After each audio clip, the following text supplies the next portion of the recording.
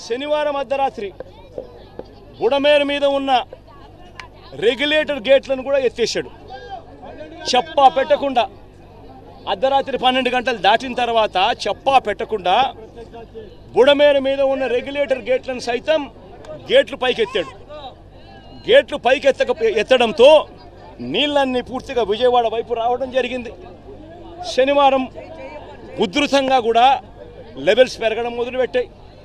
నేను అడుగుతా ఉన్నా, ఎందుకో ఆ పరిస్థితి తీసుకొచ్చినారు అని.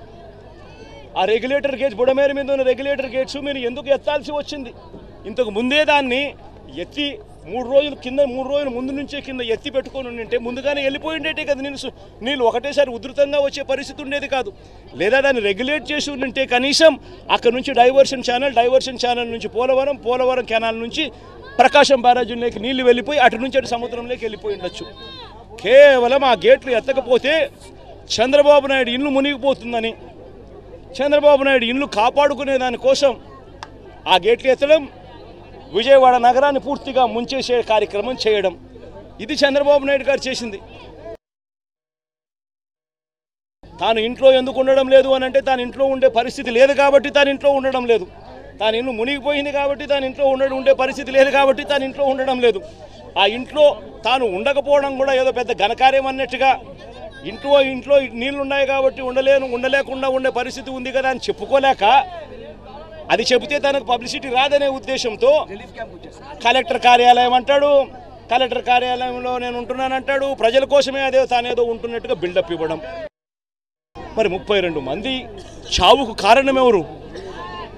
మరి ఇంత దారుణంగా ఆర్గనైజేషన్ మేనేజ్మెంట్ అనేది నువ్వు లేకుండా ఈ మాదిరిగా నువ్వు మేనేజ్ చేయడము అని అంటే, ఇంత దారుణంగా మేనేజ్ చేయడము అని అంటే, అసలు ముఖ్యమంత్రిగా నువ్వు నీ పదవిలో ఉండడానికి నువ్వు అర్హుడివేనా అని చెప్పి ఒకసారి చంద్రబాబు నాయుడు తన గుండెల మీద తాను చేయి వేసుకొని ఆలోచన చేయాల్సిన అవసరం కూడా ఎంతైనా ఉంది.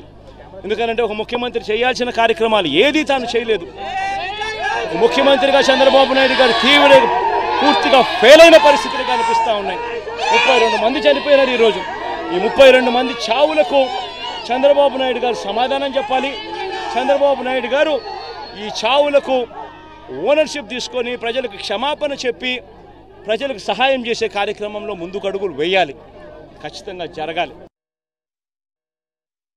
రిలీఫ్ క్యాంపులు ఎక్కడున్నాయమ్మా, ఉన్నాయా అని అడిగా. రిలీఫ్ క్యాంపులు లేవన్నా, ఎక్కడున్నాయో కూడా తెలియదన్నా అన్నాడు.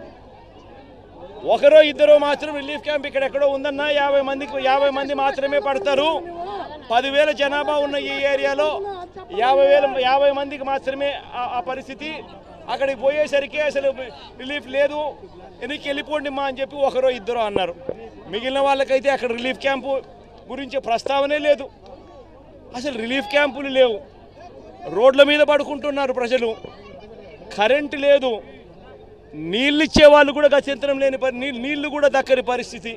శనివారము, ఆదివారము, సోమవారము, మంగళవారము, ఈరోజు బుధవారం, ఈరోజు 5వ రోజు ఇదే పరిస్థితి ఇక్కడ కనిపిస్తూ ఉంది.